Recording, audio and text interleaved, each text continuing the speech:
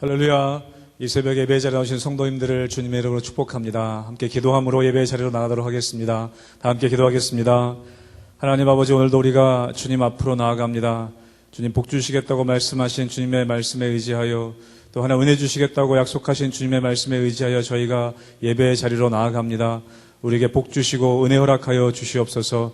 어려운 가운데 있는 성도들의 가정이 있다면 위로하여 주시고, 고통 가운데 있는 가정들이 있다면 하루속히 회복의 은혜, 치유의 은혜를 허락하여 주시옵소서. 감사하며 예수님의 이름으로 기도하옵나이다. 아멘.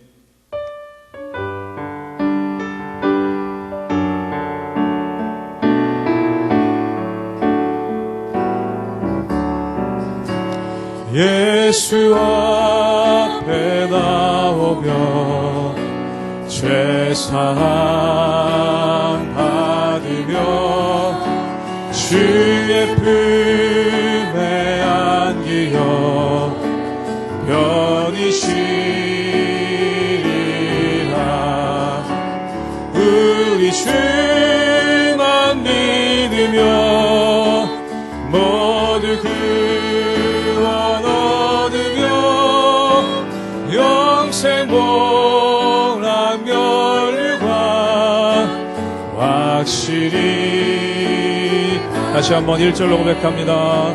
예수 앞에 나오 죄사함 받으며 죄사함 받으며 주의 품에 안기어 편히 쉬리. 우리 주만 믿으면, 우리 주만 믿으면 모두 구원 얻으며 영생 복락 멸류관 확실히. 밖에 예수 앞에 나와서, 예수 앞에 나와서 은총을 받으며 마음의 기쁨 넘치어 감사하리. 우리 주만 믿으면, 우리 주만 믿으면 모두 구원 얻으며 영생 복락 멸류관 확실히. 예수 앞에 설 때에, 예수 앞에 설 때에 흰 옷을 입으며 밝고 빛난 내 집에 길이 살리. 아멘. 우리 주만 믿으며 모두 구원 얻으며 영생 복락 멸류관 확실히. 우리 주만 믿으면, 우리 주만 믿으면 모두 구원 얻으며 영생 복락 멸류관 확실히 받겠네.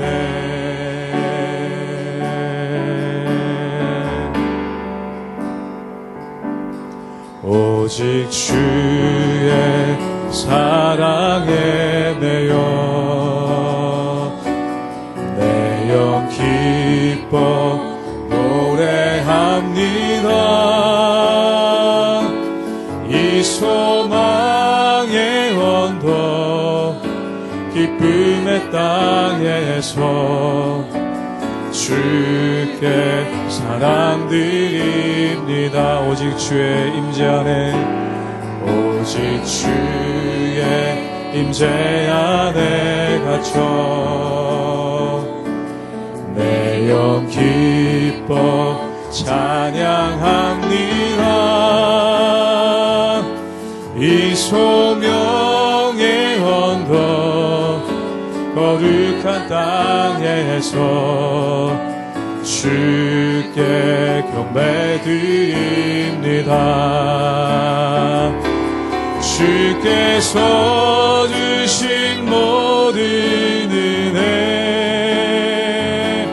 나는 말할 수 없네. 내 영혼 즐거이 주 따르렵니다. 주께 내 삶 드립니다. 오직 주의 사랑에 매여 오직 주의 사랑에 매여 내 영 기뻐 노래합니다. 이 소망의 언덕 기쁨의 땅에서 주께 사랑 드립니다. 오직 주의 임재 안에 오직 주의 임재 안에 갇혀 내 영 기뻐 찬양합니다. 내 영 기뻐 찬양합니다. 이 소명의 언덕 거룩한 땅에서 주께 경배드립니다. 주께서 주신 모든 은혜 주께서 주신 모든 은혜 나는 말할 수 없네. 내 영혼 즐거이 주 따르렵니다. 주께 내 삶들 우리 한번 다시 한번 고백합니다. 주께서 주신 모든 은혜 주께서 주신 모든 은혜 나는 말할 수 없네. 내 영혼 즐거이 주 따르렵니다. 주께 내 삶 드립니다. 주께 내 삶 드립니다. 주께 내 삶 드립니다. 주께 내 삶 드립니다. 주께 내 삶 드립니다.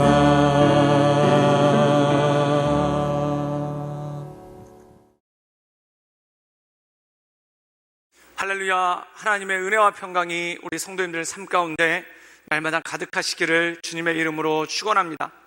사랑하는 여러분, 우리가 이 세상을 살아가면서 기회가 있다는 것은 굉장히 중요한 일입니다. 만약에 한 번 실패했는데 두 번 다시 기회가 찾아오지 않는다면 그거만큼 힘들고 어려운 일이 어디 있겠습니까? 그런데 하나님은 어떤 분이신가? 우리에게 기회를 주시는 분이라는 겁니다. 예를 들자면 이런 것이죠. 하나님께서 주시는 기회는 무슨 대학 시험이나 또는 회사 입사 시험 같은 것이 아니라는 것입니다. 나이 제한이 있고 학력 제한이 있고 또한 어떤 조건의 제한이 있고 또한 횟수의 제한이 있어서 그것을 넘기면 다시는 응시할 수 없는 또한 다시는 기회를 가질 수 없는 그러한 세상의 기회가 아니라는 것입니다. 마치 부모님들이 자녀들을 훈련시키는 것과 똑같다는 것이죠. 예를 들어서 어떤 자녀가 공부를 하는데 아버지가 조건을 제시합니다. 네가 이번에 성적이 10등만 오르면은 아버지가 너에게 용돈 얼마를 주겠다. 그런데 아들이 10등까지 오르지 못하고 9등까지만 올랐다고 생각해 보십시오. 그럼 아버지는 어떻게 하겠습니까? 돈은 돈이고 아버지는 아버지니까 네가 9등까지밖에 못 올랐으니까 나는 너에게 안 주겠다. 그렇게 말하는 아버지는 절대 없을 겁니다. 아마 9등까지 오른 것만 해서 기뻐서 그걸 가지고 얼마간의 돈을 주든지 또는 한 절반 정도 돈을 준 다음에 이번에 참 잘했다. 그런데 다음에 조금만 더 열심히 해서 10등까지 올라가면 아버지가 나머지 금액을 다 주겠다. 이렇게 말하는 것이 바로 아버지라는 것이죠. 즉 다시 말해서 부모님들은 자녀들에게 기회를 많이 줍니다. 그 이유가 뭘까요?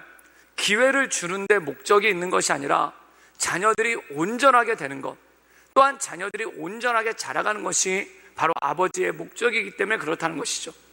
오늘 말씀 가운데 보면은 저주와 심판에 대해서 말씀합니다. 그럼 이스라엘 백성들이 저주와 심판을 받으면 그걸로 영원히 끝나는 것인가? 그게 아니라는 것입니다.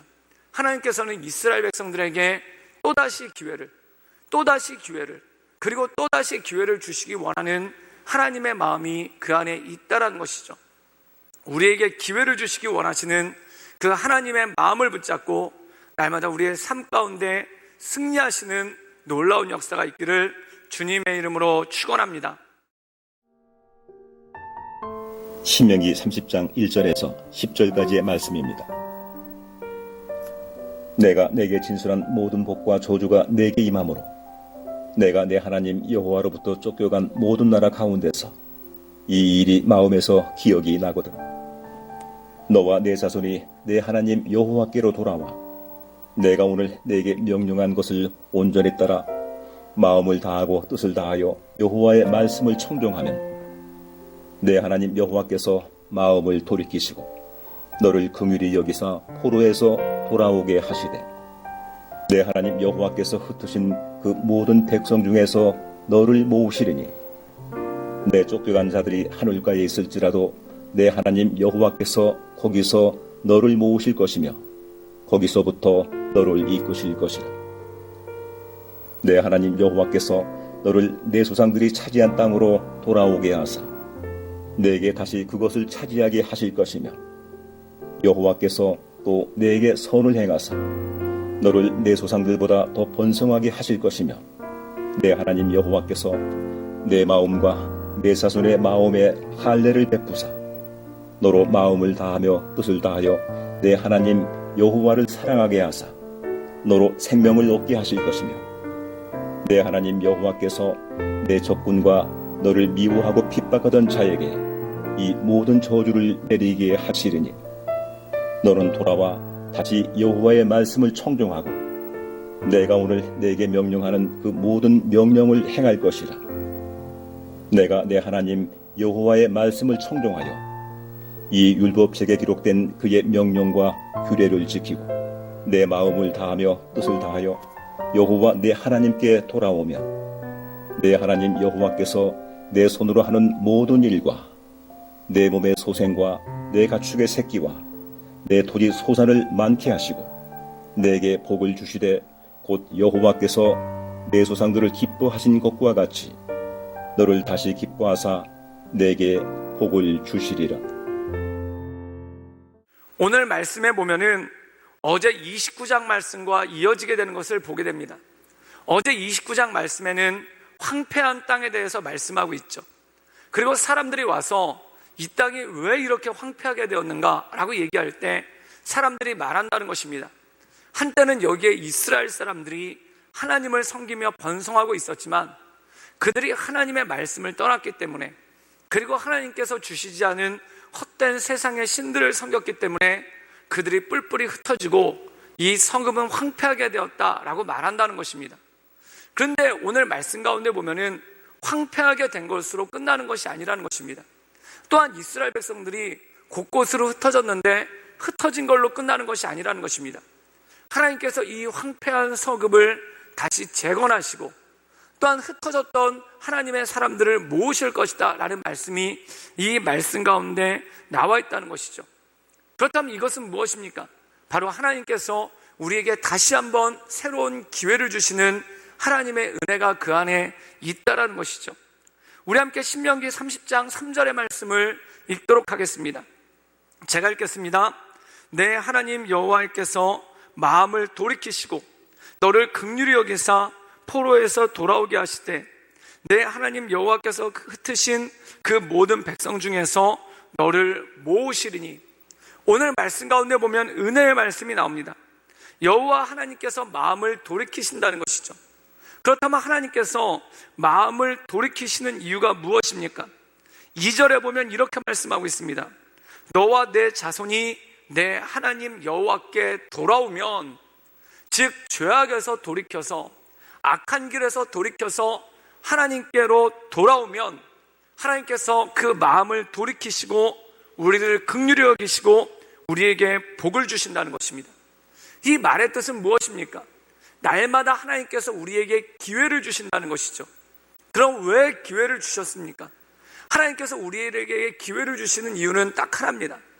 아버지가 자녀가 완전해지기를 바라며, 또한 아버지가 자녀가 온전해지기를 바라며, 아버지가 자녀가 성장하기를 바라며 그 자녀에게 끊임없이 기회를 주는 것과 마찬가지라는 것입니다. 사랑하는 여러분, 공부도 안 하고 맨날 놀기만 하던 자녀가 어느 날 갑자기 아버지께 돌아와서 무릎을 꿇고, 아버지, 제가 그동안 잘못했습니다. 제가 너무 인생을 낭비하면서 산 것 같습니다. 제가 정신 차리고 공부 한번 해보려고 합니다. 아버지 좀 도와주십시오. 그러면 도움을 주지 않는 아버지가 어디 있겠습니까? 사랑하는 여러분, 아버지들은, 부모님들은 자녀들에게 언제나 기회를 주기를 원한다는 것입니다.